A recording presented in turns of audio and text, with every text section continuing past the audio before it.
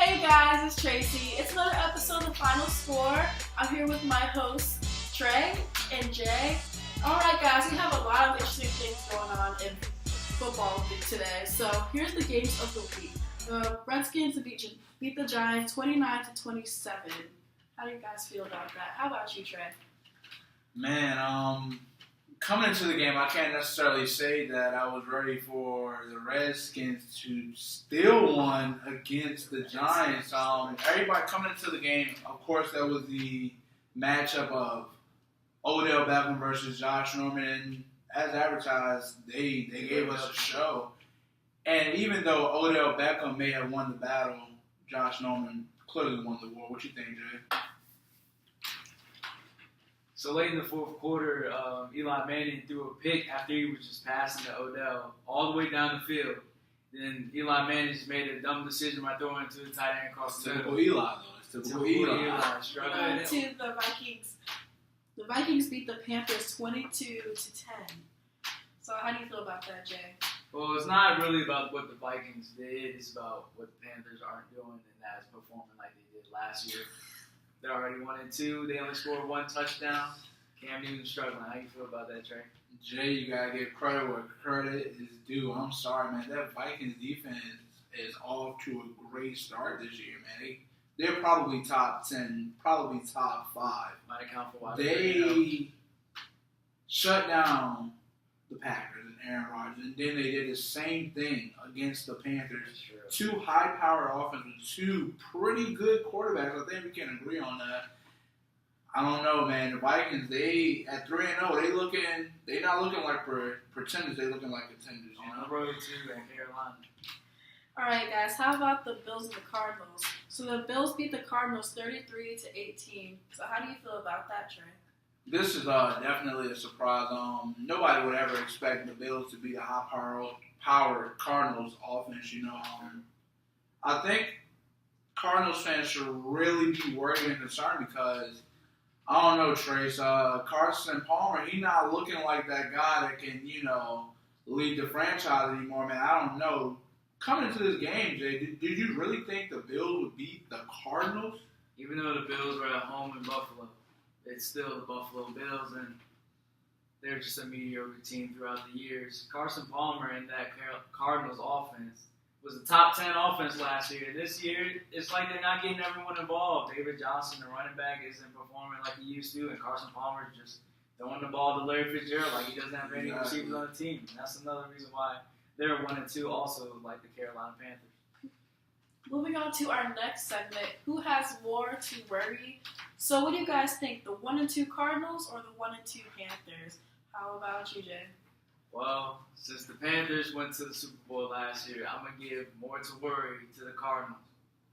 Because simply that offense isn't performing like they did last year. And that defense is struggling. They gave the Bills 30 points, last game. And, to the Bills, 30 points, that's a little bit to worry. So I feel like the Cardinals are more to worry than the Panthers. How you feel about that, Trey?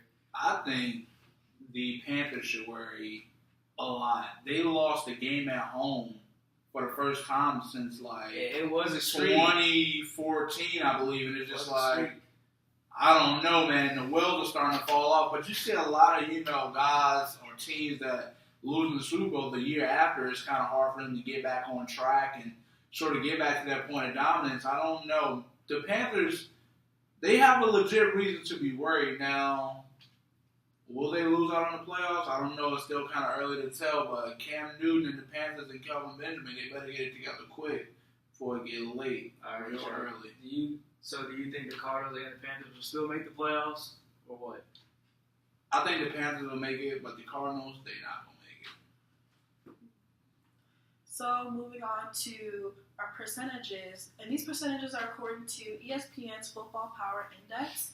So the Panthers have a 53% chance that they will beat the Falcons. Do you guys agree with that? How about you, Trey?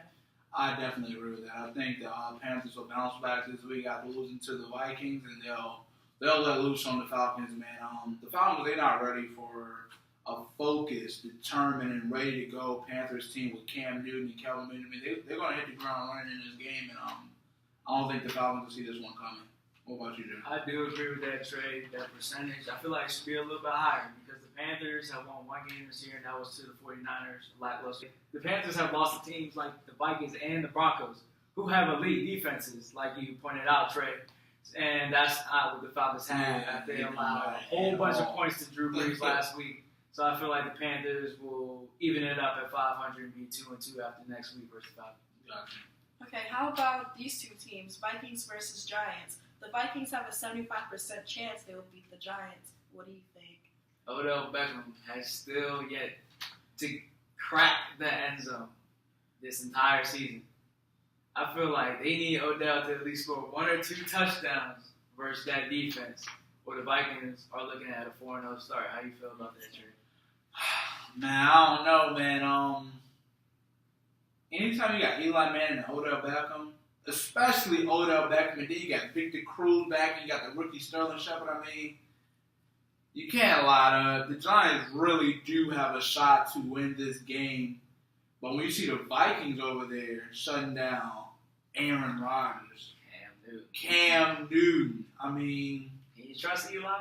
You really can't, especially after you do that pick last game. I'm sorry, I gotta agree with the percentages, man. I do think the Vikings will take this one quick, early. All right, so how are you guys feeling about Week 5? So Louisville versus Clemson. 54% chance Louisville will beat their opposing team. What are you thinking, Jay?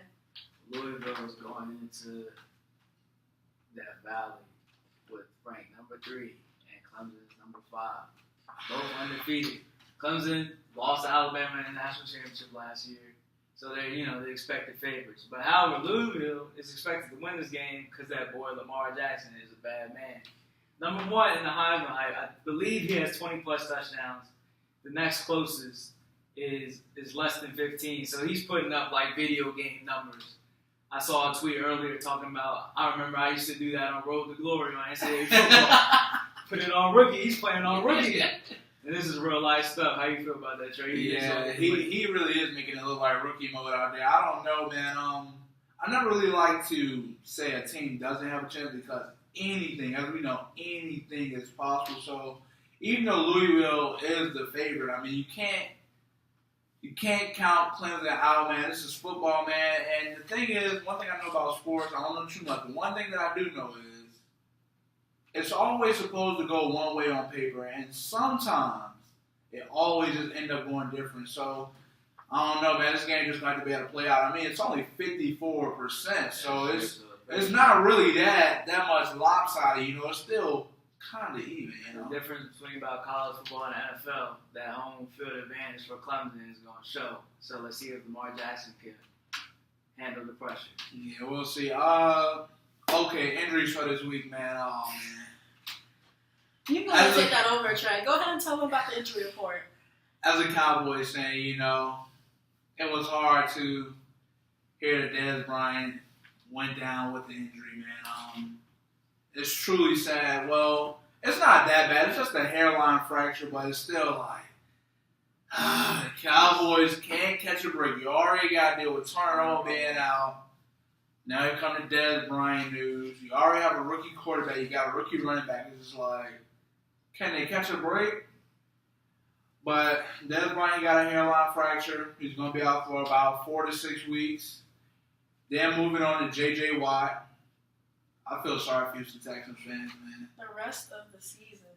J.J. Watt is out for the rest of the season? That defense already looking suspect with him. That's already looking suspect with him. He's a former defensive player. You can always count on J.J. Watt for sack after sack. Turnovers, just anything. He's a go-to guy for that defense. I think they even line him up on offense at the goal line. Exactly. That's what I'm saying. Like, if Brock Osweiler and DeAndre Hopkins don't pick up some weight after this, they're going to put up numbers. They might have to put up some amazing numbers. If they don't put those numbers up, the Houston Texans going to be picking in the top 5. Yeah. I'm sure of it. Well, we also have another cool segment we want to introduce to you guys. Introducing our out-of-pocket, #out-of-pocket segment. And I'm going to go ahead and hand this off to Jay. Go ahead and tell him. So what is out-of-pocket? Our Twitter page, the final score. We say it a couple of times, but the fans don't really know what that actually means. But you know, to go out of their way to embarrass themselves pretty much on live TV. And out of pocket. So that makes them out of pocket. So our first topic of out of pocket is Jalen Ramsey's beef with Steve Smith Sr. Just not want to hear it at the end when he came up. I think he came up to you. Yeah, nobody worried about him. He came to me, you know what I'm saying, on some disrespectful stuff. You know what I'm saying? The game over with. You still mad because I was locking you up? All right. Steve Smith still had 90 yards. And even if you didn't shut him down, you still didn't win. You lost. It's not about you. It's not about you. It's about the team. Jay, how do you feel about it? I'm pretty sure since the Ravens are 3-0 and the Jaguars are 0-3, that makes Jalen Ramsey out of pocket. Come on, man. Who's on next that? up? My man's OBJ, Odell Beckham. Oh, Remember I talked about that tantrum he pulled after Eli threw that pick in the red zone, the possession before the last possession where Eli threw another pick. Odell, being Odell, went to the sideline and hit a net, the kicker's net, and it ended up backfiring and it hit him right in the face. Trey. And the net won. And the net won. Why? Tracy said, Why? I mean, hitting that net is the equivalent to getting in a football fight and taking your helmet off. Jalen, what? Tracy, what is that? Out of pocket! Oh my! Net 1, Odell 0. Okay, who we got up next? And, you know, Cardinals took an L versus Buffalo Bills last week. And there was a play where Tyrod Taylor fumbled doing an option, and the Honey Badger, Tyrann Mathieu, was trying to pick the ball up. He was on one hash, and then he struggled to pick the ball up until the ball went out of bounds. And all his teammates on the Cardinals defense were like, just fall on the ball. Which makes Tyrann Mathieu Out of pocket! like, just fall on the ball. Get the ball to Carson Palmer. They already struggling on offense. Give them more possessions. You need it. All right, Josh Gordon, guys. What's the deal? Do we want to speak on this? I got this one. Josh Gordon. Come on, man. It's just like, you like the guy that everybody roots for, but everybody in the back of their mind just know, like, when is this guy going to mess up? It's just like, you just know that boo-boo is coming. It's just like, come on, Josh Gordon. Oh, here we go, Josh Gordon again. Jay, come on. How do you feel about it, man? For Cleveland fans, too. That's the main part for the organization he plays for, the Cleveland Browns. They need a spark. They're 0-3. Just like every year it seems like they start off. And Josh Gordon is done with football. I think it's because he played for the Cleveland Browns. Probably so, but if you play for a contender, you think he'd be lead? Man, please. So if you, like Stephen A. Smith say, stay off The weed! maybe he wouldn't be Out of pocket! Alright, guys, it was another great episode of The Final Score. Once again, my name is Tracy, this is Trey, and this is Jay. You guys have a great night. Thanks for watching.